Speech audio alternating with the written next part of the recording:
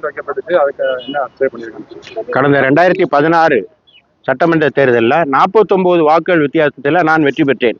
என்னை எதிர்த்து போட்டியிட்ட திரு அப்பாவு அவர்கள் சென்னை உயர்நீதிமன்றத்துக்கு வந்து ஒரு வழக்கை தாக்கல் செய்தார். அதாவது அந்த தேர்தலை ரத்து செய்யணும்,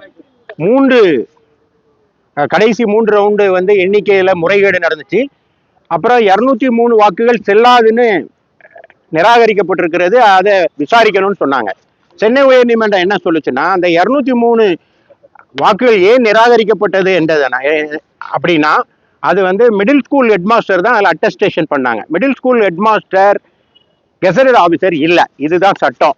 ஆனால் சென்னை உயர்நீதிமன்றம் என்ன சொல்லுச்சுன்னா, அந்த 3 ரவுண்டையும் திருப்பி என்னன்னா மிடில் ஸ்கூல் ஹெட்மாஸ்டர் தான் ஹெட்மாஸ்டர் அட்டஸ்டேஷன் பண்ணலான்னு ஒரு தீர்ப்பை கொடுத்தாங்க, இடைக்கால தீர்ப்பு. நாங்கள் என்ன சொன்னோம்னா, அதை கடைசியாக முடிவு பண்ண வேண்டியது சுப்ரீம் கோர்ட்டு. எனவே சுப்ரீம் கோர்ட்டு அதில் தலையிட்டு ஒரு தீர்ப்பை அளித்த பிறகு இதில் முடிவெடுக்கலாம்னு சொன்னேன். ஏன்னா இன்ட்ரீம் ஆர்டர் தான் கொடுத்தாங்க. அதை சென்னை உயர்நீதிமன்றம் ஏற்றுக்கொள்ளாதனால நான் வந்து உச்சநீதிமன்றத்தை அப்பொழுது நாடினேன், 2018 நாடினேன். உச்சநீதிமன்றம் என்ன சொல்லுச்சுன்னா, அந்த வாக்கு எண்ணிக்கை நடைபெறட்டும், ஆனால் அதனுடைய முடிவுகளை அறிவிக்க கூடாதுன்னு சொன்னாங்க. அப்போ வாக்கு எண்ணிக்கை நடைபெற்றது. அந்த வாக்கு மறு வாக்கு எண்ணிக்கை அந்த 3 ரவுண்டுக்கும் நடந்தது. அந்த மறுச்சு வாக்கு எண்ணிக்கையிலேயே மீண்டும் நான் தான் வென்றேன். ஆனா அந்த 203 வாக்கு செல்லுமா செல்லாதாங்கிறதான் கேள்வி. அது உச்சநீதிமன்றம் முடிவு செய்து கொள்ளட்டும், சென்னை உயர் நீதிமன்றம் அதை நிறுத்தி வச்சிருந்தாங்க. இந்த வழக்கு உச்சநீதிமன்றத்தில் நிலுவையில் இருக்கும்போது இடையில கொரோனா வந்துச்சு. 21 தேர்தல் நெருக்கத்துல திரு அப்பாவு அவர்கள் ஒரு அவசர மனுவா இதை விசாரிக்கணும்னு ஒரு பெட்டிஷன் போட்டு ஃபைனல் ஹியரிங்க்கு எடுத்துக்கொள்ளப்பட்டது. ஃபைனல் ஹியரிங் சமயத்துல நாங்க ஒரு வாதத்தை வச்சோம். ஆனா அதாவது அந்த மிடில் ஸ்கூல் ஹெட்மாஸ்டர் கையெழுத்து போட முடியாதுன்னு சொல்றதுக்கு ஆதாரமா எங்களுக்கு ஒரு பாயிண்ட் இருக்கு. என்ன பாயிண்ட்னா, 21 தேர்தலில் தேர்தல் ஆணையம் ஒரு ஜிஓ போடுது. அந்த ஜிஓல என்ன சொல்றாங்கன்னா, மிடில் ஸ்கூல் ஹெட்மாஸ்டரும் கையெழுத்து போடலான்னு ஒரு ஜிஓவை 2021 கொண்டு வராங்க. அப்படின்னா என்ன அர்த்தம்? 2016 அவங்க கையெழுத்து போடுறதுக்கு அதிகாரம் இல்லாமல் இருந்தா தானே புது ஜிஓ போட்டிருப்பாங்க. அப்ப 2016 அவங்க கையெழுத்து போடாத செல்லாது தானே. எந்த பாயிண்ட ஆர்கியூ பண்ணோன்னே அந்த உத்தரவு தர்ற நேரத்துல அவங்க அந்த வழக்கு விசாரணைய வாய்தா கேட்டு 3 தடவை போனாங்க. இது ஆர்டர்ல இருக்கு.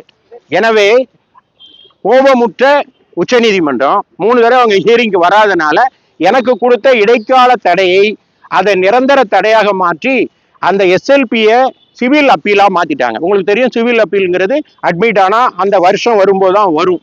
அப்படி இருந்த நிலையில கடந்த மே மாதம் இந்த வழக்கு மீண்டும் விசாரணைக்கு எடுத்துக்கொள்ளப்படும். இதுக்கிடையில 2 தேர்தல் முடிஞ்சு போச்சு. விசாரணைக்கு எடுக்கும்போது நீதிபதி என்ன சொன்னார்னா, இந்த வழக்குல இன்பதுரையுடைய தவறு என்ன, இது கரப்ட் பிராக்டிஸ் கேஸ் இல்ல, தேர்தல் முறைகேடு வழக்கு இல்ல. நான் வந்து ஏதாவது சொத்தை மறைச்சேன் அல்லது பணம் கொடுத்து வாக்குகளை வாங்கினேன் அல்லது ஏதாவது வழக்குகளை என் மேல இருக்க தண்டனை வழக்குகளை மறைச்சேன்னு இல்லை இல்லையா. அப்ப கரப்ட் பிராக்டிஸ் கேஸ் இல்லைனால 2 தேர்தல் முடிஞ்சு போச்சு. இப்போ இதை விசாரிக்க வேண்டிய அவசியம் என்ன? எனவே இந்த இந்த வழக்கு நீர்த்து போச்சு, இன்ஃப்ரக்சர்ஸ். அதனால நாங்க இந்த வழக்கை முடிச்சு வைக்கிறோம்னு ஒரு தீர்ப்பை கொடுத்தாங்க. சென்னை உயர் நீதிமன்றம் என்ன சொல்லுச்சுன்னா, நாங்க ஏற்கனவே போட்ட தீர்ப்பு நிக்குது தானே, அதுக்கு தடைன்னு எங்க இருக்கு, இல்ல, அதனால அது தெல்லாதுன்னு ஒரு தீர்ப்பை கொடுத்தாங்க. அப்ப அந்த தீர்ப்பு, அதாவது ஏற்கனவே அவங்க பிறப்பித்த இடைக்கால உத்தரவு இன்னும் உயிரோடு இருக்கிறது என்று சென்னை உயர் நீதிமன்றம் தெரிவிச்சது. அதனால யார் பாதிக்கப்படுறாங்கன்னா, நான் பாதிக்கப்படுறேன். உடனே அப்பாவும் வென்றார், இன்பதுரை தேர்தல் செல்லாதுன்னு ஒரு செய்தி வெளியே வந்துச்சு. அப்போ மீது நீதிமன்றத்தை தான் நான் நாடணும். ஏற்கனவே மறைந்த கருணாநிதி சொல்லியிருக்காருல்ல, நீதியை பெற நெடும்பயணம் போகணும்னு சொல்லியிருக்காரு இல்லையா. எனவே நெடும்பயணமா வந்து உச்ச நீதிமன்றத்துக்கு வந்து நான் திருப்பியும் மனு தாக்கல் செஞ்சு என்னோட வழக்கை கேட்டேன். இந்த வழக்கை இன்றைக்கு விசாரணைக்கு எடுத்துக்கொண்ட உச்ச நீதிமன்றம் என்ன சொல்லுச்சுன்னா, இது வந்து கரப்ட் பிராக்டிஸ் கேஸ் உண்டா இல்லை, அப்போ தேர்தல் முறைகேடு வழக்கு இல்லை, அப்போ 203 செல்லுமா செல்லாதாங்கிறது தான் மேட்டர்.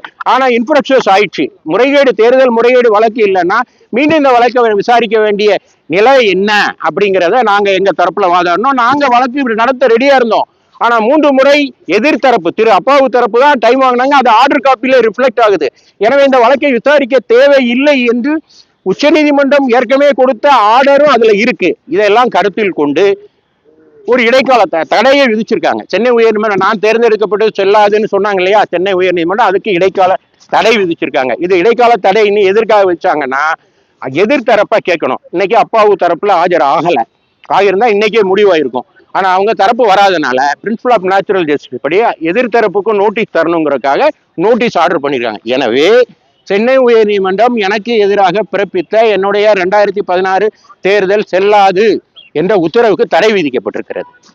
ஒருவேளை இந்த வழக்கு முடித்து வைக்கப்படுமா? ஏன்னா அது முறைகேடு இல்லைன்றதுனால. ஆமா, பொதுவா ஒரு அட்வொகேட்டா சொல்றேன், தேர்தல் முறைகேடு நடைபெற்ற அவங்க அந்த தீர்ப்பு வந்துட்டா 6 வருஷம் அவங்க தேர்தல் நிற்க முடியாதுங்கிறது தேர்தல் முறைகேடு வழக்கு. இது இந்த வழக்குல தேர்தல் முறைகேடே இல்லை. இதுல என்னுடைய தவறு என்ன இருக்கு?